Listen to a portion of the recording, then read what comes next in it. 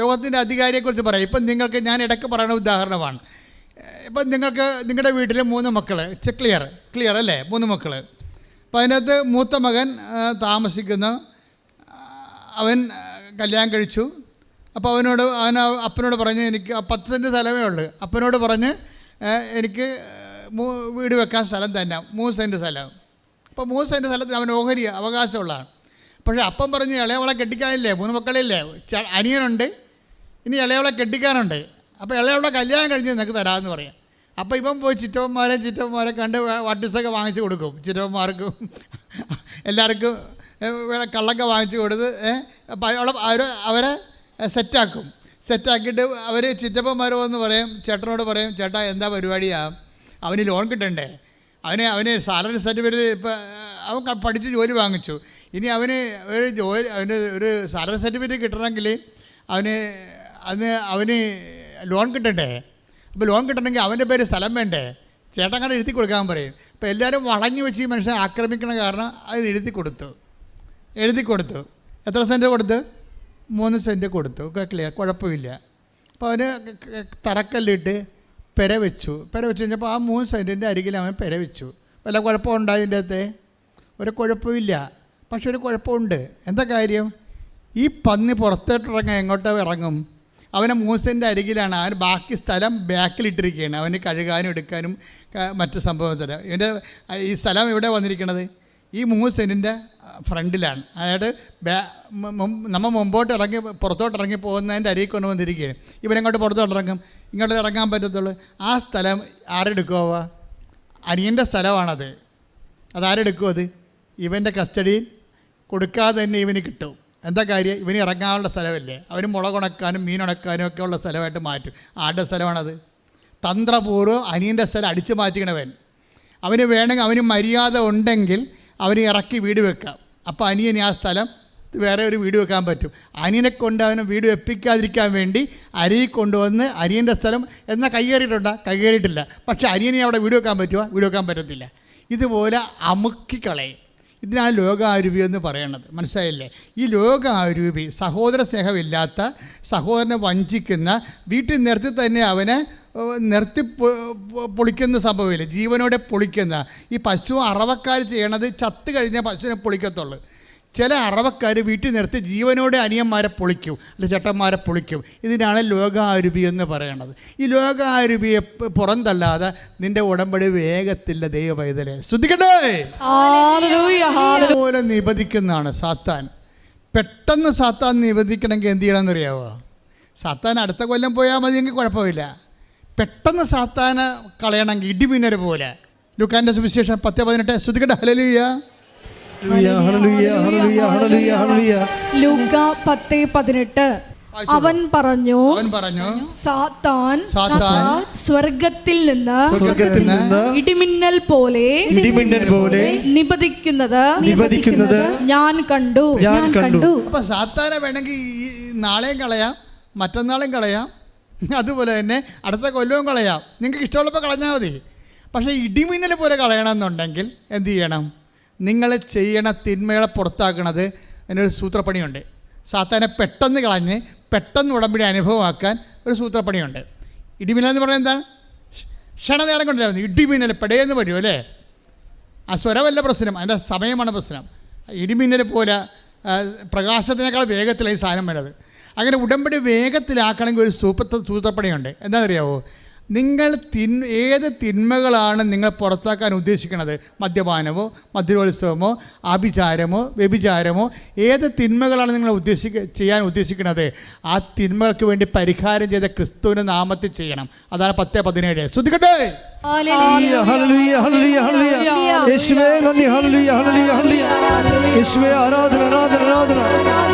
Luka 10:17. Take the word of God. 72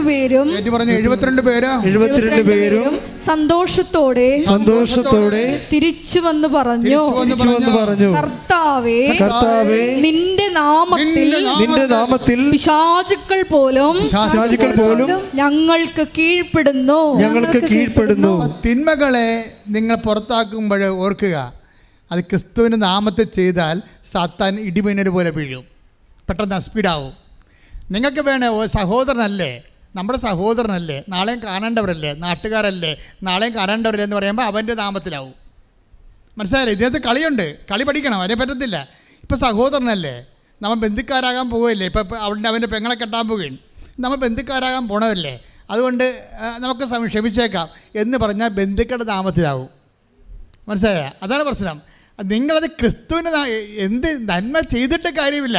ഇവിടെ നന്മക്കൂടെ കുറവുണ്ടായത് കൊണ്ടല്ല ക്രിസ്തുവിന് ക്രൂശിക്കപ്പെടേണ്ടി വന്നത്. ഈ ക്രിസ്തുവിന് മുമ്പ് എന്തുമാത്രം നല്ല മനുഷ്യരുണ്ടായിരുന്നു ഇവിടെ. അപ്പം നല്ല മനുഷ്യരാക്കാൻ വേണ്ടിയാണ് ക്രിസ്തു ക്രൂശിക്കപ്പെട്ടത്?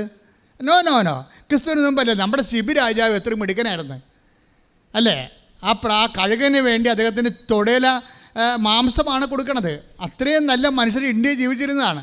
അത്രയും വലിയ രാജ്യത്താണ് നമ്മളിവിടെ ജീവിക്കുന്നത്. അതാണ് നമ്മുടെ പാരമ്പര്യം എന്ന് പറയണത്. അപ്പം നല്ല മനുഷ്യർക്ക് കുറവൊന്നുമില്ല. ക്രിസ്തുവിന് മുമ്പല്ലേ സോക്രട്ടീസ് ജീവിച്ചിരുന്നത്. സോക്രട്ടീസ് എന്താ കുഴപ്പമുണ്ടായത്? മതം ഏതായാലും മനുഷ്യൻ നല്ലതായ മതിയെന്ന് പറഞ്ഞു കഴിഞ്ഞാൽ ക്രിസ്ത്യാനിക്കത് ആപ്ലിക്കബിൾ അല്ല. കാര്യം ഇവിടെ നല്ല മനുഷ്യർ ഇല്ലാഞ്ഞിട്ടല്ല ക്രിസ്തു ക്രൂശിക്കപ്പെട്ടത്. ക്രിസ്തു ക്രൂശിക്കപ്പെട്ടത് ഞാനും നീയും പാപിയായതുകൊണ്ടും നിത്യജീവൻ നഷ്ടപ്പെട്ടതുകൊണ്ടും പാപത്തിന് പരിഹാരം ചെയ്യാൻ അവന് മാത്രം അധികാരമുള്ളത് കൊണ്ടും അത് ആ അവകാശത്തിൽ അവനത് പരിഹാരം ചെയ്തപ്പോൾ ആ പരിഹാരത്തെ ദൈവം സ്വീകരിച്ചുകൊണ്ട് മരണത്തെ ജയിച്ച് അവൻ ഉയർത്തെഴുന്നേൽപ്പിച്ചപ്പോൾ അവൻ്റെ ഉയർപ്പിൽ പങ്കാളിത്തം നമുക്ക് ലഭിക്കുമ്പോൾ, അവൻ വിശ്വസിക്കുമ്പോൾ നമുക്ക് പങ്കാളിത്തം ലഭിക്കുമ്പോൾ, അവൻ ഉയർപ്പിൽ പങ്കാളിത്തം ലഭിക്കുമ്പോൾ നമ്മൾ നിത്യമായി ജീവിക്കാൻ വേണ്ടിയാണ് ക്രിസ്തു ക്രൂശിക്കപ്പെട്ടതെങ്കിൽ എൻ്റെ ദൈവ പൈതൽ ക്രിസ്തുവിന് വേണ്ടി ജീവിക്കാൻ വേണ്ടി തന്മകളെ ഉപേക്ഷിച്ചുകൊണ്ട് ക്രിസ്തുവിന്റെ പുനരുത്ഥാനത്തെ ഏറ്റുപറഞ്ഞുകൊണ്ട് നിത്യജീവൻ പ്രാപിക്കാൻ ക്രിസ്തുവിൽ വിശ്വസിക്കുന്നെങ്കിൽ ആ വിശ്വാസം തന്നെയാണ് സത്താനെ പുറന്തള്ളുന്ന വിശ്വാസം. ആ വിശ്വാസം തന്നെയാണ് തിന്മകളിൽ നിന്ന് നന്മകളെ നയിക്കുന്നതെങ്കിൽ നമ്മൾ വിശ്വസിക്കുന്നത് ക്രിസ്തുവിന്റെ പുനരുത്ഥാനത്തിലാണ്. ദിശിത്തവേണി പരമദിവ്യകാരുണ്യത്തിന് എൻ്റെ പ്രിയപ്പെട്ടവർ, നെയ്യപ്പം തിന്നാൽ അതുപോലെ തന്നെയാണ് ഈ തിന്മകളുടെ ശക്തികളെ നമ്മുടെ ജീവിതത്തിൽ നമ്മൾ പുറന്തള്ളുമ്പോൾ ആരുടെ നാമത്തിൽ? ക്രിസ്തുവിൻ്റെ നാമത്തിൽ. അപ്പോൾ എന്നാ സംഭവിക്കും? ദൈവം മഹത്വപ്പെടും. അപ്പോൾ എന്ത് സംഭവിക്കും? നമുക്ക് അടയാളം കിട്ടും. പക്ഷേ അടയാളം കിട്ടണ ഒരു കാര്യമല്ല, രണ്ട് കാര്യം കൊണ്ട് നടക്കുക. എന്താ സംഭവിക്കണത്? നിങ്ങൾ അടയാളം കണ്ടത് കൊണ്ടല്ല, മറിച്ച് നിങ്ങളുടെ പേരുകൾ. അതായത് 10:20 ലുക്കാന്റെ സുവിശേഷം. ശ്രദ്ധിക്കട്ടെ. ഹല്ലേലൂയ. 7 എന്തെന്നാൽ ദൈവത്തിൽ നിന്ന് ജനിച്ച ഏവനും ലോകത്തെ കീഴടക്കുന്നു. ലോകത്തിന്മേലുള്ള വിജയം ഇതാണ് നമ്മുടെ വിശ്വാസം.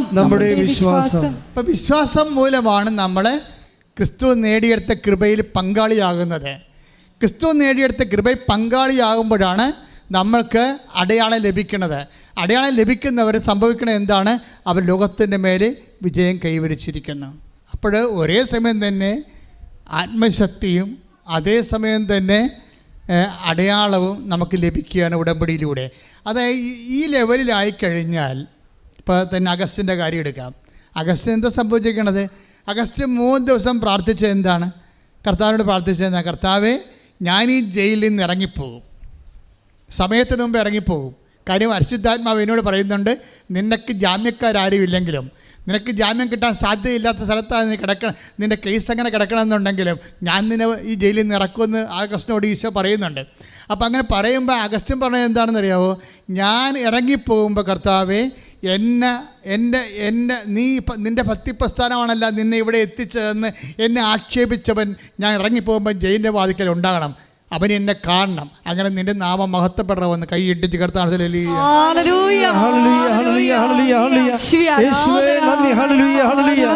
ഇത് പ്രാർത്ഥിച്ച് തീരുമ്പോൾ ഒരു സംഭവം നടക്കും.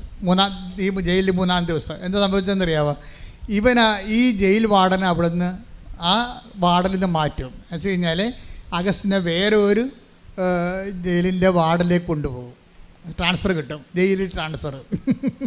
നിങ്ങളവർക്കും പ്രാർത്ഥിക്കുമ്പോൾ ജയിലിൽ ട്രാൻസ്ഫർ കിട്ടും എന്ത് കാണിക്കാനാണ്? ജയിലിൽ നിന്ന് വേറെ ഒരു ജയിലിലേക്ക്. പക്ഷേ അവിടെ എന്നാ പറ്റുമെന്ന് വെച്ചാൽ അഗസ്റ്റിനെ അറിയുന്ന സ്നേഹം കാണിക്കുന്നൊരു വാർഡനെ കിട്ടും. അപ്പോൾ വാർഡനോട് ഇവൻ പറഞ്ഞ ഇത്രയേ ഉള്ളൂ, സാറേ എനിക്കൊരു ഉപകാരം ചെയ്യണം. മറ്റേ സൂപ്പറുണ്ട് എൻ്റെ ഉടമ്പടി കാശുരം പിടിച്ചു വെച്ചിട്ടുണ്ട്. മറ്റേ സൂപ്രണ്ട് ഉടമ്പടി കൃപാസനം പത്രം മേടിച്ച് വെച്ചിട്ടുണ്ട്. മറ്റേ സൂപ്രണ്ട് എൻ്റെ പ്രാർത്ഥന മേടിച്ച് വെച്ചിട്ടുണ്ട്. ആ പ്രാർത്ഥനാ പുസ്തകം ഇങ്ങനെ തന്നാൽ ഞാനിവിടെ ഓക്കെ ആണെന്ന് പറയും. എന്താ കാര്യം? പ്രാർത്ഥനാ പുസ്തകം കിട്ടിയാൽ എനിക്ക് പ്രാർത്ഥിക്കാൻ പറ്റും. പിന്നെ ഇവൻ്റെ ജയിലൊന്നും എനിക്ക് പ്രശ്നമല്ല. എൻ്റെ മക്കളെ, ഇത് വേറെ ഒരു ലെവലാണ് ഈ സംഭവം. ഉടനെ ഈ സൂപ്രണ്ട് പോയി ആ പ്രാർത്ഥനാ പുസ്തകവും കൃപാസനം പത്രവും ഉടമ്പടി കാശുരവും കൊണ്ടുവന്ന് ഇവന് കൊടുക്കും. ഇവൻ ഉടനെ ഇവൻ്റെ സഹതടവുകാരുടെ കൂടെ ഈ സംഭവം പ്രാർത്ഥിക്കുകയും ഈ കൃപാസനം പത്രം വായിച്ച് ഇവരെ വിശദീകരിക്കുന്നതാണ് പുള്ളിയുടെ പരിപാടി. അന്നത് മുഴുവനും ഇവൻ്റെ കൂടെയുള്ള, ഞാൻ നേരത്തെ പറഞ്ഞില്ലേ, മുസ്ലിംസിലാണ്, ഒരു ക്രിസ്ത്യാനിയും കൂടിയുണ്ട്. ഇവർക്കെല്ലാം കൃപാസനം പത്രം വായിച്ച് കൊടുക്കുകയും മനസ്സിലാക്കി കൊടുക്കുകയും ചെയ്യുന്നതാണ് ഇവൻ്റെ പരിപാടി. വേറെ ഒരു ആകുലതയുമില്ല. ബാക്കിയുള്ള ആകുലതയൊക്കെ കർത്താവിനെ ഏൽപ്പിച്ചിരിക്കുകയാണ്. ഒരു പ്രശ്നവും പുള്ളിക്കില്ല. പക്ഷേ ഇത് കൊടുത്ത് ഇതുമായിട്ട് ജീവിക്കുമ്പോൾ അവർക്കറിയാം കാര്യം. ഈ അവിടെ എല്ലാം എല്ലാ ജയിലറയിലും മറ്റേ ക്യാമറ ഇരിപ്പുണ്ട്. അപ്പോൾ ഇവൻ രാത്രി 2 മണിക്കൊക്കെ മുട്ടയെന്ന് പ്രാർത്ഥിക്കുന്നുണ്ട് ഇതിൻ്റെ അകത്ത്, ഈ ജയിലിൻ്റെ അകത്ത്. എനിക്ക് ജയിലിൻ്റെ പുറത്തായിരുന്നപ്പോഴേ ഉപവാസിക്കാനൊന്നും അധികം പറ്റിയിട്ടില്ല. ഇപ്പം നല്ല സമയമാണ് എനിക്ക് തോന്നിയെന്ന്. ജയിലില്ലേ ഇപ്പോൾ ഉപവസിക്കാന്നല്ല. അപ്പം ചോറും കൊണ്ട് വരുമ്പോൾ പറയും, സാറേ എനിക്കിന്ന് ഉപവാസമാണെന്ന് പറയും. ഒരാൾ വിശ്വാസം ജീവിക്കുന്ന രീതി കണ്ടില്ലേ? ഒരാൾ വിശ്വാസം ജീവിക്കുന്ന രീതിയാണ് എനിക്കൊന്ന്. അപ്പോൾ ആ മനുഷ്യനോട് ഉപവസിക്കുകയാണ്, ജയിലിൽ ഉപവസിക്കുകയാണ്. ഉപവസിച്ച് ഒരു ദിവസം അപ്പോഴേ അങ്ങനെ പുള്ളി പ്രാർത്ഥിച്ചും കൃപാസനം പത്രം പങ്കുവെച്ചും അങ്ങനെ ജീവിക്കാൻ അതിനകത്ത്. പെട്ടെന്ന് അഗസ്റ്റിനോട് പറഞ്ഞു, നീ 7 to 10 ഡേറ്റിൽ നീ ഇറങ്ങിപ്പോകും. ആര്? ആത്മാവ് പറയുകയാണ്. ആത്മാവിനോട് പറയുകയാണ് 7 to 10 ജൂലൈ, ഈ മാസം ജൂലൈ 7-നും 10-നും ഇടയ്ക്ക് നീ ഇറങ്ങിപ്പോകും. അപ്പോൾ അഗസ്റ്റിന് ഒരു വാക്ക് പറഞ്ഞ്, ഞാൻ ഇറങ്ങിപ്പോകണമൊക്കെ ശരി, എനിക്ക് 2:30 ഇറങ്ങണം. അമ്മയെ പ്രത്യക്ഷപ്പെട്ട 2:30 ഈ മനുഷ്യൻ്റെ തലയിൽ പോയിരിക്കുന്ന സംഭവം കണ്ടില്ലേ? അപ്പം നീ 7-നും 10-നും ഇടയ്ക്ക്, ജൂലൈ 7-ാം തീയതിയും 10-ാം തീയതിക്ക് ഇടയ്ക്ക് നീ ഇറങ്ങിപ്പോകുന്ന പരിശുദ്ധാത്മാ അറിവ് കൊടുക്കുമ്പോൾ അഗസ്റ്റിൻ പറയും, ഞാൻ ഇറങ്ങിപ്പോകണം ശരി, പക്ഷേ എനിക്ക് പോകേണ്ടത് 2:30 മണിക്കാണ്. അമ്മ പ്രത്യക്ഷപ്പെട്ട 2:30 മണിക്കാണ്. എൻ്റെ മക്കളെ, ഇന്നത്തെ കാലത്ത് ഈ ഉടമ്പടിയുടെ ഒരു ലെവലിൽ പോകണമെന്ന് വെച്ച് കഴിഞ്ഞാൽ നിങ്ങൾക്കറിയാമല്ലോ, അമ്മയുടെ പ്രത്യക്ഷീകരണത്തിന് വേണ്ടി സ്ഥിരീകരണമായിട്ടാണ് ഉടമ്പടി തന്നിരിക്കുന്നത്. അതുകൊണ്ട് അമ്മ പ്രത്യക്ഷീകരണ പ്രാർത്ഥന ചെല്ലാൻ കാര്യം. ആ പ്രത്യക്ഷീകരണ പ്രാർത്ഥനയും അമ്മയുടെ ഈ നിങ്ങളെ കൃപാസനം പത്രം കൊടുത്തിട്ട് പറയണത് എന്താണ്? അമ്മയുടെ പ്രത്യക്ഷീകരണത്തെക്കുറിച്ചാണ് നിങ്ങൾ പറയേണ്ടത്. അതുകൊണ്ട് ആമിനെ പറയണത്, ഞാൻ വന്ന എല്ലാവരോടും മാതാവിനെക്കുറിച്ചും പ്രത്യക്ഷീകരണത്തെക്കുറിച്ചും പറഞ്ഞ് ബോധ്യപ്പെടുത്തിയിട്ടാണ് ഞാൻ പത്രം കൊടുക്കണമെന്ന് പറയണത്. ഈ മനുഷ്യന്മാരൊക്കെ എന്തെല്ലാം അപകടം പിടിച്ച സ്ഥലങ്ങളിലാണ് കർത്താവിൻ്റെ സുവിശേഷം ചെയ്യണത്. അപ്പോൾ അതുകൊണ്ട് ഇത് കേൾക്കുന്ന എല്ലാവരും എന്തെല്ലാം കേട്ടാലും നിങ്ങൾ പ്രാർത്ഥിക്കേണ്ട ഒരു പ്രാർത്ഥനയുണ്ട്. എന്താണ്? അപ്പാ, ഈശോനെപ്പോലെ ഞാൻ പ്രാർത്ഥിക്കുന്നു. അപ്പാ, അങ്ങയുടെ നാമത്തെ മഹത്വപ്പെടുത്തണമേ. അപ്പാ, അമ്മയെപ്പോലെ ഞാൻ പ്രാർത്ഥിക്കുന്നു. ഈശോയുടെ നാമത്തെ മഹത്വപ്പെടുത്തിക്കൊണ്ട് സുവിശേഷമേകാൻ വേണ്ടി എന്നെ അഭിഷേകം ചെയ്യണമേ. അങ്ങനെ നീ പ്രാർത്ഥിച്ചു കഴിയുമ്പോൾ നീ ദൈവത്തിൻ്റെ സ്വന്തമായി മാറും. ദൈവത്തിൻ്റെ സ്വന്തമായി മാറിയ ദൈവ പൈതലായി മാറും. ദൈവ പൈതലായി മാറിയാൽ പിന്നെ എല്ലാം നിനക്ക് അവകാശമായി മാറുകയാണ്. അല്ല, നീ ഇപ്പോൾ വേറൊരു വ്യക്തിയായിട്ട് നിൽക്കുന്നിടത്തോളം കാലം ദൈവത്തിന് നിന്നെ സഹായിക്കുന്നതിന് പരിമിതികളുണ്ട്.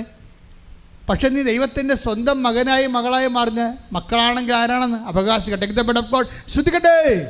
ക്രിസ്തുവിന്റെ കൂട്ടവകാശികളും.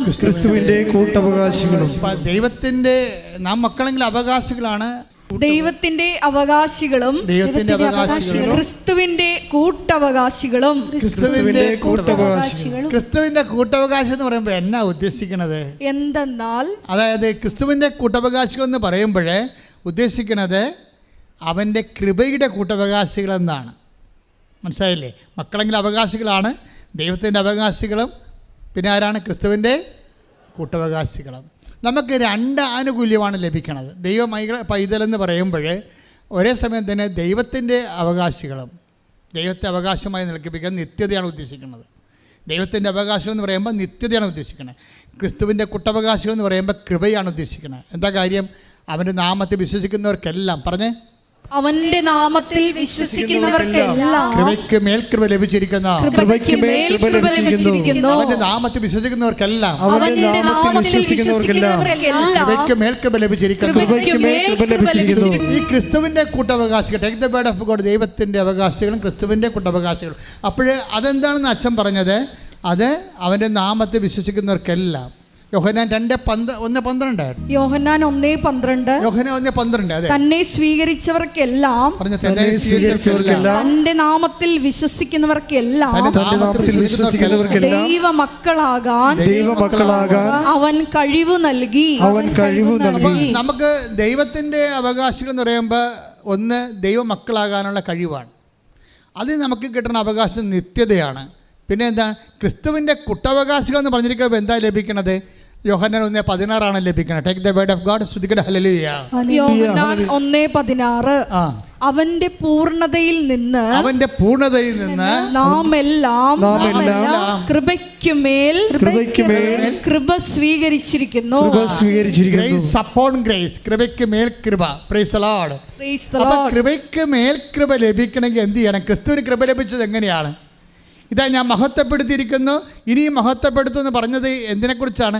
ക്രിസ്തുവിൻ്റെ കുരിശാരോഹണത്തെ ദൈവം മഹത്വപ്പെടുത്തുമെന്നാണ് പറഞ്ഞിരിക്കുന്നത്. ക്രിസ്തുവിന് കൃപ ലഭിച്ചത് എങ്ങനെയാണ്? ക്രിസ്തു പാപത്തിന് പരിഹാരമായിട്ട് കുരിശെടുത്തപ്പോഴാണ് ക്രിസ്തു കുരിശുമരണത്തിൽ മഹത്വപ്പെട്ടതെങ്കിൽ ഒരു മനുഷ്യൻ അവൻ്റെ നാമത്തിൽ വിശ്വസിക്കുന്നവർക്കെല്ലാം, അവൻ്റെ കുരിശുമരണത്തിൽ വിശ്വസിക്കുന്നവർക്കെല്ലാം, അവൻ്റെ കുരിശുമരണം നമ്മുടെ പാപത്തിന് പരിഹാരമാണെന്ന് വിശ്വസിച്ചുകൊണ്ട് പാപത്തിന് പരിഹാരം ചെയ്യുന്നവർക്കെല്ലാം, പാപത്തെ വെറുത്തുപേക്ഷിക്കുന്നവർക്കെല്ലാം, അവൻ്റെ നാമത്തിൽ വിശ്വസിക്കുന്നവർക്കെല്ലാം കൃപയ്ക്ക് മേൽ കൃപ ലഭിച്ചിരിക്കണമെന്ന് പറയുമ്പോൾ നമുക്ക് ലഭിക്കണത് എന്താണ്? അവൻ്റെ കൂട്ടവകാശം എന്ന് പറയുമ്പോൾ എന്താ നമുക്ക് ലഭിക്കണത്? 8:17 പറയുന്ന, റോമായിൽ പറയുന്ന യേശുവിൻ്റെ കൂട്ടവകാശികൾ എന്ന് പറയുമ്പോൾ നമുക്ക് ലഭിക്കണത് എന്താണ്? ഈ കൃപയുടെ കൂട്ടവകാശികളാണ്. നമുക്ക് കൃപയാണ് ലഭിക്കണത്. കൃപ എന്ന് പറയുന്നത് എന്താണ്? ദൈവത്തിൻ്റെ ശക്തിയാണ്. ഇപ്പോൾ അഗസ്റ്റിന് കിട്ടിയിരിക്കുന്നത് എന്താണ്? ദൈവത്തിൻ്റെ ശക്തിയാണ്. അഗസ്റ്റിന് കിട്ടിയിരിക്കുന്നത് എന്താണ്? ഈ ജയിലിൽ കിടന്നുകൊണ്ട് ദൈവത്തെ നാമം വിളിക്കാനുള്ള ആത്മശക്തി ലഭിച്ചിരിക്കുകയാണ്. ഈ ആത്മശക്തിയാണ് ശരിക്കും പറഞ്ഞാൽ നമ്മുടെ അനുഗ്രഹത്തിൻ്റെ മുകളിലുള്ളത്. അതിന് അറിയണം. എഫേസ്യസ് 3:16 എടുത്ത്. എഫേസ്യസ് 3:16. അവിടുത്തെ മഹത്വത്തിന്റെ പറഞ്ഞേ, അവിടുത്തെ മഹത്വത്തിന്റെ സമ്പന്നതയ്ക്ക് യോജിച്ച വിധം അവിടുന്ന് തന്റെ ആത്മാവിലൂടെ നിങ്ങളുടെ ആന്തരിക മനുഷ്യനെ ശ്രദ്ധിക്കട്ടെ, ബന്ധപ്പെട്ട് കഴിയുമ്പോൾ നമുക്ക് ലഭിക്കണത് എന്താണ്? ആത്മശക്തിയാണ്. എഫേസ്യസ് 3:16-17. അവിടുത്തെ മഹത്വത്തിന്റെ സമ്പന്നതയ്ക്ക് യോജിച്ച വിധം അവിടുന്ന് തന്റെ ആത്മാവിലൂടെ നിങ്ങളുടെ ആന്തരിക മനുഷ്യനെ ശക്തിപ്പെടുത്തണമെന്നും വിശ്വാസം വഴി ക്രിസ്തു നിങ്ങളുടെ ഹൃദയങ്ങളിൽ വസിക്കണമെന്നും നിങ്ങൾ സ്നേഹത്തിൽ വേരുവാകി അടിയുറയ്ക്കണമെന്നും ഞാൻ പ്രാർത്ഥിക്കുന്നു. കണ്ടില്ലേ എവിടെയാ ഇത് പോണെന്ന് നോക്കിയേ? സ്നേഹത്തിൽ വേരിപ്പാക്കി. നിങ്ങൾ ക്രിസ്തുവിനെ പ്രതി, ക്രിസ്തുവിനുള്ള സ്നേഹത്തെ പ്രതി നിങ്ങളുടെ സഹോദരങ്ങളെയും ഈ ലോകത്തെ തന്നെ സ്നേഹിക്കുന്നതിലൂടെ എന്താ സംഭവിക്കുന്നത്? ആത്മശക്തിയുടെ അഭിഷേകം ലഭിക്കുകയാണ്. അതുകൊണ്ടാണ് 1 കൊറിന്തോസ് സ്നേഹം എല്ലാത്തിനും അതിജീവിക്കുന്ന. സ്തുതിക്കട്ടെ, ഹല്ലേലൂയ. 1 കൊറിന്തോസ് 13:7. സ്നേഹം സകലതും സഹിക്കുന്നു, സ്നേഹം സകലതും സഹിക്കുന്നു, സകലതും വിശ്വസിക്കുന്നു, സകലതും പ്രത്യാശിക്കുന്നു, സകലത്തെയും അതിജീവിക്കുന്നു. വസിക്കണമെന്നും വിശ്വാസം വഴി ക്രിസ്തു നിങ്ങളുടെ ഹൃദയങ്ങളിൽ വസിക്കണമെന്നും നിങ്ങൾ സ്നേഹത്തിൽ വേരുവാകി അടിയുറയ്ക്കണമെന്നും ഞാൻ പ്രാർത്ഥിക്കുന്നു. അപ്പോസ്തലന്റെ പ്രാർത്ഥനയാണ്. അപ്പോസ്തലൻ എഫേസ്യ സഭയ്ക്ക് വേണ്ടി പ്രാർത്ഥിക്കുകയാണ്. എല്ലാ സഭകൾക്കും വേണ്ടിയുള്ള അപ്പോസ്തലന്റെ സ്വപ്നം അതാണ്. എന്താണ്? നിങ്ങൾ ക്രിസ്തുവിൻ്റെ വിശ്വാസത്തിൽ ക്രിസ്തു നിങ്ങൾ ജീവിക്കണം. പിന്നെന്താണ്? അത് നിങ്ങൾക്ക് ശക്തിപ്പെടുത്തണം. ആ ശക്തിയെക്കുറിച്ച് പറഞ്ഞേ, ശക്തിയെക്കുറിച്ച് വായിച്ച്. ശ്രദ്ധിക്കട്ടെ, ഹല്ലേലൂയ. അവിടുത്തെ മഹത്വത്തിന്റെ സമ്പന്നതയ്ക്ക് യോജിച്ച വിധം, അവിടുത്തെ മഹത്വത്തിന്റെ സമ്പന്നതയ്ക്ക് യോജിച്ച വിധം അവിടുന്ന് തന്റെ ആത്മാവിലൂടെ നിങ്ങളുടെ ആന്തരിക മനുഷ്യനെ ശക്തിപ്പെടുത്തണമെന്ന്. ആന്തരിക മനുഷ്യന്റെ ശക്തീകരണം അഗസ്റ്റിനിൽ സംഭവിക്കുന്നത് അതാണ്.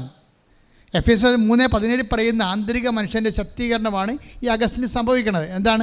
അതുകൊണ്ടാണ് ജയിലിൽ കിടന്നുകൊണ്ട് ഈ മനുഷ്യൻ ആ ശക്തിയിലാണ്, ആന്തരിക മനുഷ്യൻ്റെ ശക്തിയിലാണ് ഈ മനുഷ്യൻ പറയണത്. എന്താണ്? അയാളുടെ മുമ്പേ വെച്ചുകൊണ്ട് തന്നെ ഞാൻ ഇറങ്ങിപ്പോകും. ഞാൻ ജാമ്യം എടുക്കാനോ അല്ലെങ്കിൽ എനിക്ക് ജാമ്യക്കാരോ ആരുമില്ല. എൻ്റെ ജാമ്യം ആരാണ്? എൻ്റെ അമ്മയാണ് എൻ്റെ ജാമ്യം, പരിശുദ്ധ അമ്മ എന്നെ ഇറക്കും. അപ്പോൾ ആത്മാവ് പറയും നിന്നെ ഇറക്കാൻ തീരുമാനിച്ചിട്ടുണ്ട്. അപ്പോൾ ഉടനെ തിരിച്ച് ദൈവത്തോട് അവൻ പറയും എന്താണ്? എന്നെ ഇറക്കണമെങ്കിൽ അമ്മ പ്രത്യക്ഷപ്പെട്ട സമയത്ത് ഇറക്കണമെന്ന്. ആ പറഞ്ഞ 2.5 മണിക്കൂർ 3 ദിവസം കഴിയുമ്പോൾ ആ പറഞ്ഞ 2.5 മണിക്കൂർ ഇവൻ ഈ കൃപാസനം പത്രവും കാശ് രൂപ എടുത്തുകൊണ്ട് ജയിലിൻ്റെ പുറത്തോട്ട് ഇറങ്ങി വരും. ശ്രുതികട്ടെ ഹല്ലേലൂയ.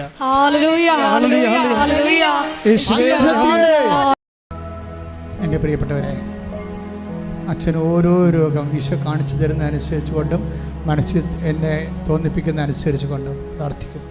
ഇപ്പോൾ കാണുന്ന ദർശനം പറഞ്ഞു തരാം. അതായത് ഒരു മനുഷ്യൻ്റെ നടുവ് എല്ലാം അവസാനിക്കുന്നിടം, നമ്മുടെ പൃഷ്ഠഭാഗം ഉൾപ്പെടെയുള്ളത്, അവന് എഴുന്നേക്കാൻ പറ്റാത്ത രീതിയിൽ ഒരു ഇരിപ്പ് രോഗിയായിട്ട് മാറിയിരിക്കുന്നു. അവൻ്റെ നടുവിൻ്റെ മൂടിനോട് ബന്ധപ്പെട്ട ഭാഗങ്ങളും അവനെ മുട്ടിനെ പൊങ്ങി കുന്തി നിൽക്കാൻ പറ്റാത്ത തളർന്നുപോയ അരക്കെട്ട് പോലുള്ള അവസ്ഥകൾ കർത്താവ് ഇപ്പം സ്പർശിച്ച് സൗഖ്യപ്പെടുത്തിക്കൊണ്ടിരിക്കുന്നത്. ശ്രുതികട്ടെ ഹല്ലേലൂയ. മെസ്സേജ് കൂടി ഈശോ പറയുന്നുണ്ട്. ഒന്ന്, ലീക്കാകുന്ന കിഡ്നിയും ലീക്കാകുന്ന അണ്ഡാശയങ്ങളും രണ്ടും 2 വ്യക്തികൾക്കാണ് രണ്ട് ഇതാണ്. അതായത് 2 കഷ്ണങ്ങൾ ഇങ്ങനെ ഇരിക്കുന്ന അണ്ഡാശയങ്ങൾ നമുക്കറിയാം. അണ്ഡാശയങ്ങളും അതുപോലെ തന്നെ കിഡ്നിയും അതെല്ലാം സ്വെല്ല് ചെയ്യുന്നുണ്ട്. എന്നുവെച്ചാൽ വെള്ളം ഇറ്റ് വീഴുകയോ അതുപോലെ തന്നെ ചോര ഇറ്റ് വീഴുകയോ ചെയ്യുന്നുണ്ട്. ഇത് മാരകമായ രോഗമാണ്. കർത്താവ് 2 വ്യക്തികളെ സുഖപ്പെടുത്തും. കക്കയില്ലേ, കടലിലെ കായലിലുണ്ടാകുന്ന കക്ക കമത്തി വെച്ചാൽ എങ്ങനെ ഇരിക്കാം, അതുപോലെ ആന്തരികമായ ചില അവയവത്തിൻ്റെ മുകളിലെ ഈ അക്കാരം പോലെ പല്ലിൽ ഇങ്ങനെ ഒരു സാധനം കിട്ടത്തില്ലേ, ഒരുതരം കാൽഷ്യം കെട്ടുകണ പോലെ ഇങ്ങനെ ശരീരത്തിൻ്റെ മുകളിൽ അവയവത്തിൻ്റെ മുകളിൽ എന്ന് പറയുന്ന വലത് കൈയുടെ ഭുജങ്ങൾ, ബലമുള്ള മനുഷ്യൻ വലത് കൈയുടെ ഭുജങ്ങൾ തളർന്നിട്ട് ആ ജോലി കൈകൊണ്ട് ചെയ്യുന്ന ജോലി ചെയ്യാൻ പറ്റാത്ത അവസ്ഥയിലേക്ക് മാറുന്നു. ആ വ്യക്തിയെ കർത്താവ് സ്പർശിച്ചു കൊണ്ടിരിക്കുന്ന ശ്രുതികട്ടെ ഹല്ലേലൂയ.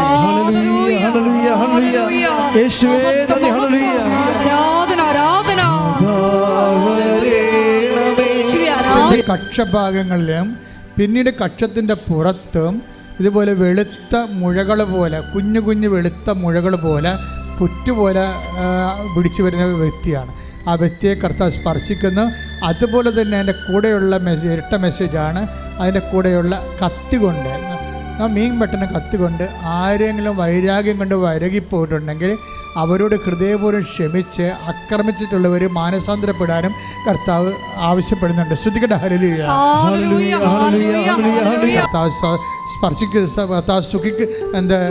കർത്താവ് സ്പർശിക്കുന്നതിന് വേണ്ടി, സുഖപ്പെടുത്താൻ വേണ്ടി ശക്തമായി പ്രാർത്ഥിക്കട്ടെ. ശ്രുതികട്ടെ ഹല്ലേലൂയ.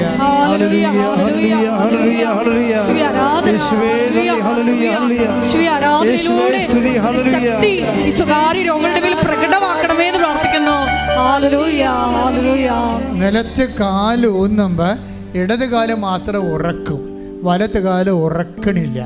അതുകൊണ്ട് ഇടത് കാല് പോലെ പതിയണ പോലെ വലത് കാല് പതിയുന്നില്ല.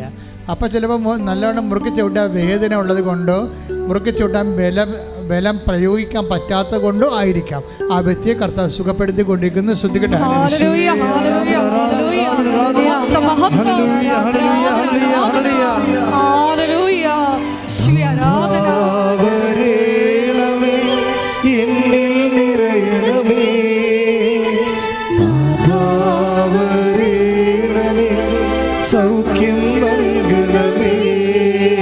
കണ്ണിന് കാഴ്ചക്കുറവുള്ളവരെ കണ്ണിൽ വല്ലാതെ ഇങ്ങനെ കൊഴിഞ്ഞു പോകും. കുറേ വേദനയെടുത്ത് നടക്കും, പിന്നീട് ഒന്നും കഴിക്കാൻ പറ്റത്തില്ല, പിന്നീട് അത് കൊഴിഞ്ഞു പോകും. എന്താണ് രോഗമെന്ന് വ്യക്തമല്ല. കർത്താവ് കീഴ്മോണകളെ കർത്താവ് സ്പർശിച്ച് സൗഖ്യത്തിലേക്ക് നയിച്ചു കൊണ്ടിരിക്കുന്ന ശ്രുതികട്ടെ ഹല്ലേലൂയ.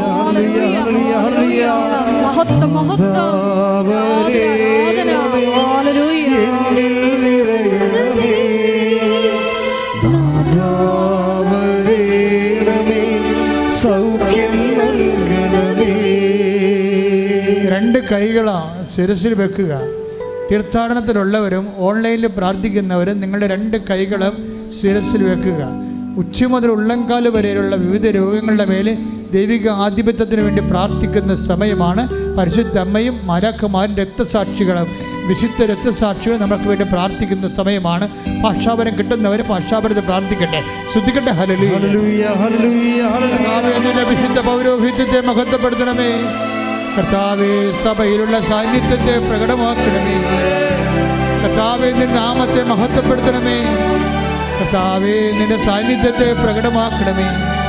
കർത്താവേ, നിന്റെ വിശുദ്ധ പൗരോഹിത്യത്തെ മഹത്വപ്പെടുത്തണമേ. കർത്താവേ, സഭയിലുള്ള സാന്നിധ്യം പ്രകടമാക്കണമേ. അപ്പാ, സ്വർഗീയപ്പാ, അങ്ങയുടെ പുത്രന്റെ നാമത്തില്, യേശു ക്രിസ്തുവിന്റെ നാമത്തില് നിന്റെ കൈകൾ നീട്ടണമേ. അപ്പാ, സ്വർഗീയപ്പാ, നിന്റെ പുത്രനായ യേശു ക്രിസ്തുവിന്റെ നാമത്തില് എല്ലാ ഭൂഖണ്ഡങ്ങളിലും രാജ്യങ്ങളിലും സംസ്ഥാനങ്ങളിലും ഓരോ ഭവനങ്ങളിലും കൃപാസനത്തിൽ ഇപ്പോൾ പ്രാർത്ഥിക്കുന്ന അങ്ങയുടെ മക്കളുടെ മേൽ നിന്റെ വിശുദ്ധമായ രക്തത്താൽ വീണ്ടെടുത്ത മക്കളുടെ മേൽ, നിന്റെ വിശുദ്ധമായ രക്തത്താൽ വീണ്ടെടുത്തപ്പോൾ മക്കളുടെ മേൽ നിന്നെ വിശ്വസിച്ചുകൊണ്ട് സ്വർഗരാജ്യത്തിന്റെ അവകാശങ്ങളുടെ നാമത്തിന്റെ മഹത്വത്തിനായി ഈ തിരഞ്ഞെടുത്ത മക്കളുടെ മേൽ അവിടെ അവകാശം ഓഹരിയാകുന്ന അടയാളം കൊണ്ട് മനസ്സിലാകാം. അതുപോലെ തന്നെ ഇടത് ബ്രസ്റ്റിൻ്റെ താഴെ പള്ളയ്ക്ക് പൊക്കിൻ്റെ ഇടത് വശത്ത് എപ്പോഴും പൊള്ളുന്ന പോലെ വേദന ഉള്ളവർ അവരവിടെ സമർപ്പിച്ചുകൊണ്ട് ഇപ്പോൾ കൈവച്ച് പ്രാർത്ഥിക്കേണ്ടതാണ്. അതുപോലെ ബ്രസ്റ്റ് ക്യാൻസർ ഉള്ളവരും ഇടത് ബ്രസ്റ്റിന് താഴെ കരളിന് വീക്കമുള്ളവരും അവിടെ എല്ലാം കൈകൾ വെച്ചുകൊണ്ട് ഇടിമിന്നൽ പോലെ ശ്രദ്ധിക്കട്ടെ, ശ്രദ്ധിക്കട്ടെ, ശ്രദ്ധിക്കട്ടെ, ശ്രദ്ധിക്കട്ടെ.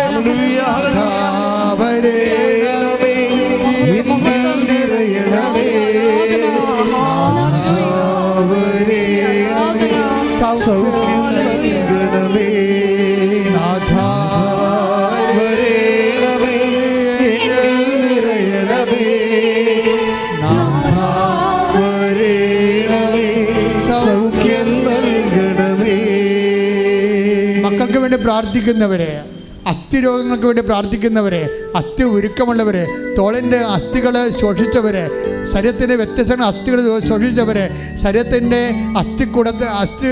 അസ്ഥിക്കൂടത്തിൻ്റെ വലതുവശത്ത് വേദനിക്കുന്നവരെ, അവരെല്ലാം കർത്താവ് അസ്ഥിയുടെ മേലെല്ലാം കർത്താവിൻ്റെ ശക്തി പടരുന്ന സമയമാണ്. ദൈവത്തിൻ്റെ ശക്തി ഈ നിമിഷത്തിനെ സുഖപ്പെടുന്ന സമയമാണ്. ഇപ്പോൾ ശ്രദ്ധിക്കട്ടെ, മൂക്കിൻ്റെ ഇടത് ഭാഗത്ത്, അതുപോലെ തന്നെ ശ്വാസം എടുക്കാൻ പറ്റാത്ത വ്യക്തികൾ, അവിടെ അടിനോടിനെ രോഗമുള്ളവരെ കർത്താവ് സ്പർശിച്ച് സുഖപ്പെടുന്ന സമയമാണ്. ശ്രദ്ധിക്കട്ടെ, ശ്രദ്ധിക്കട്ടെ.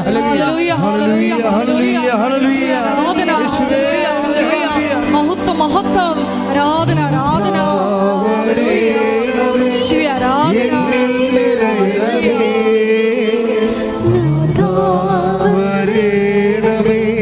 സൗഖ്യം നൽകണമേ. നാഥാവരണമേ, നാഥാവരണമേ, എന്നിൽ നിറയണമേ. നാഥാവരണമേ, സൗഖ്യം നൽകണമേ. എൻ്റെ മക്കളെ മൗനമായി മുട്ടി നിൽക്കുക.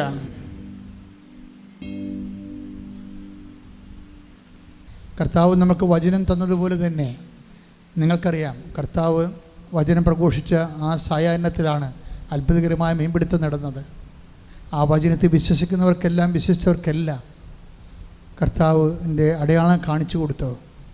വചനം വിശ്വസിക്കുമ്പോഴാണ് ദൈവം മഹത്വപ്പെടുകയും വചനം ശക്തീകരിക്കപ്പെടുകയും സൗഖ്യമായി അനുഭവവേദ്യമാകുകയും ചെയ്യുന്നത്. നിങ്ങളുടെ ഓരോ വേദനകളെക്കുറിയും ഞാൻ എൻ്റെ ജന്മം കൊണ്ട് കർത്താവിൻ്റെ തിരുസന്നിധിയിൽ ഞാൻ വേദനിച്ചിട്ടുണ്ട്. അപ്പോഴെല്ലാം വേദനിക്കണ ഒരു കാലത്ത് മനുഷ്യൻ സമാധാനം നഷ്ടപ്പെടുന്ന സമയത്തെല്ലാം കണ്ണീരുമായി കർത്താവ് തിരുസന്നിധിയിൽ ഞാൻ കണ്ണീർ കൊന്തമായി നിന്നിട്ടുണ്ട്. അപ്പോഴെല്ലാം കർത്താവ് തന്നിട്ടുള്ള പരിശുദ്ധാത്മാവിൻ്റെ പോംവഴികളാണ് നമുക്കിന്ന് ഉടമ്പടി പ്രാർത്ഥനയായിട്ടും ആരാധനയായിട്ടും ഒക്കെ നമ്മളിന്ന് അനുഭവിക്കുന്നുണ്ടെങ്കിൽ ആ നല്ല ദൈവം തന്നെയാണ് ഇപ്പം നിങ്ങളുടെ ഓരോരുത്തരുടെ കൂടെ അരികിൽ നിൽക്കുന്നത്. നിങ്ങൾ ഉടമ്പടി വച്ചിരിക്കുന്ന വിഷയങ്ങളെല്ലാം ഓർക്കുക. ഉടമ്പടി പുതുക്കിയപ്പോൾ വെച്ച വിഷയങ്ങളെല്ലാം ഓർക്കുക. കർത്താവ് അതിൻ്റെ മേൽ തീരുമാനം എടുക്കാൻ പോകുന്ന, കർത്താവ് നിന്നെ അനുഗ്രഹിക്കാൻ പോകുന്ന നിൻ്റെ മക്കളുടെ വിഷയങ്ങൾ, നിൻ്റെ സംരംഭങ്ങൾ, നിൻ്റെ വരുമാന മാർഗങ്ങൾ, നിൻ്റെ ജീവിത മാർഗ്ഗങ്ങൾ, നിൻ്റെ വിദ്യാഭ്യാസ മാർഗ്ഗങ്ങൾ, നിൻ്റെ പരീക്ഷാ മാർഗ്ഗങ്ങൾ, നിൻ്റെ സ്ഥലത്തിൻ്റെ അവസ്ഥകൾ, നിൻ്റെ കടങ്ങൾ, സ്ഥലം വിറ്റുമാറ്റാത്ത തടസ്സങ്ങൾ, നിൻ്റെ യാത്രയുടെ തടസ്സങ്ങൾ, വിദ്യാഭ്യാസ കഷ്ടങ്ങൾ എല്ലാം ഓർത്തുകൊണ്ട് ഇടിമിന്നൽ പോലെ ശ്രദ്ധിക്കട്ടെ.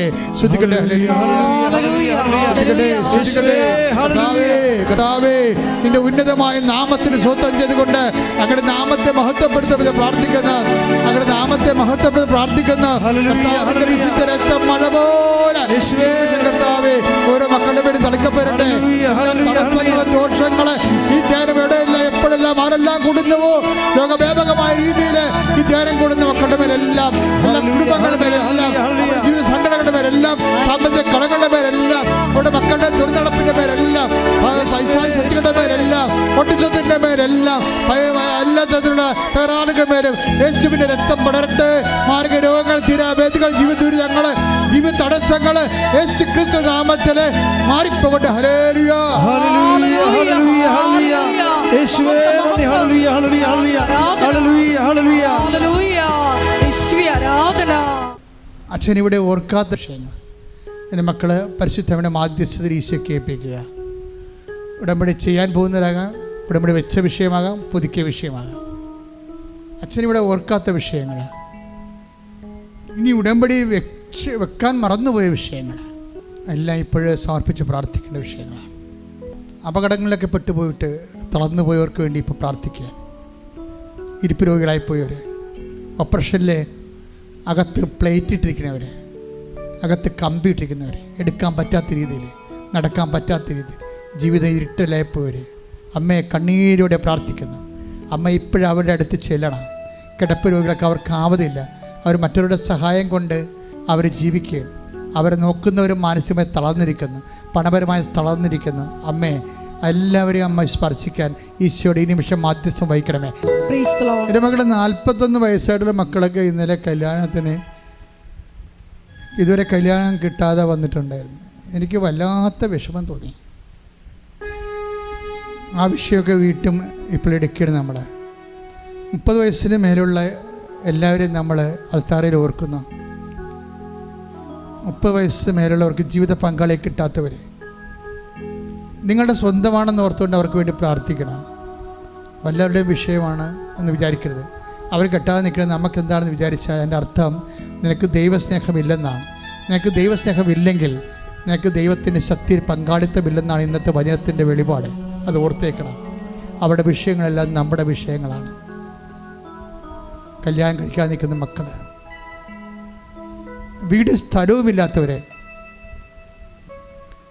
സ്ഥലമുണ്ട് വീടില്ലാത്തവർ, കുറഞ്ഞ വീട്ടിൽ താമസിക്കുന്നവർ, പാകോടമ്പടി നടക്കാത്ത കാരണം ആർക്കും ഒന്നും കിട്ടാതിരിക്കുന്നവർ, തർക്കപ്പുരയിടത്ത് താമസിക്കുന്നവർ, കേസിലകപ്പെട്ടവർ, അവരുടെ മേലെല്ലാം ദൈവമല്ലാതെ അവർക്കാരുമില്ല. പക്ഷെ ദൈവം അവർക്കുണ്ട്, പരിശുദ്ധ അമ്മ അവർക്കുണ്ട്. സമയമായില്ല എന്ന് പറഞ്ഞാലും യേശുവിനോട് അവൻ പറയണ പോലെ ചെയ്തുകൊണ്ട് ജീവിക്കുമ്പോൾ, ഉടമ്പടി എടുത്ത് ജീവിക്കുമ്പോൾ ദൈവിക ഇടപെടലുണ്ടാകുമെന്ന് നമുക്ക് ഉറപ്പ് നൽകിയത് അമ്മയാണ്. ശ്രദ്ധിക്കട്ടെ.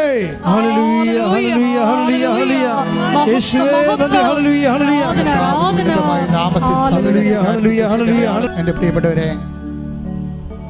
ചെറുക്ക് ജോലിയുടെ സാങ്ഷൻ ആകുന്നില്ല.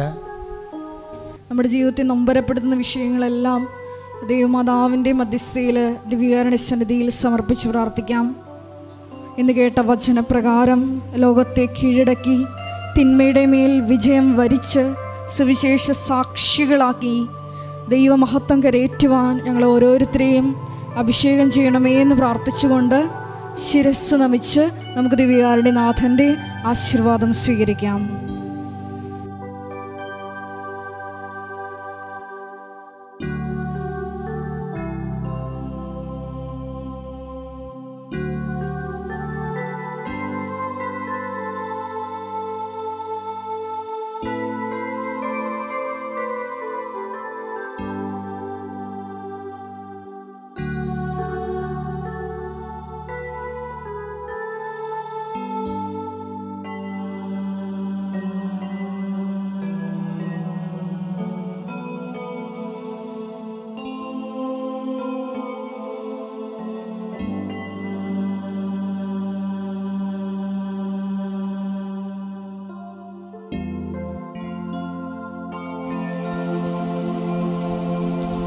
പരിശുദ്ധ പരമമാ ദിവ്യകാരുണ്യമേ, എന്നുമെന്നും അങ്ങേക്കാരാധന. പരിശുദ്ധ പരമമാ ദിവ്യകാരുണ്യമേ, എന്നുമെന്നും അങ്ങേക്കാരാധന. പരിശുദ്ധ പരമമാ ദിവ്യകാരുണ്യമേ,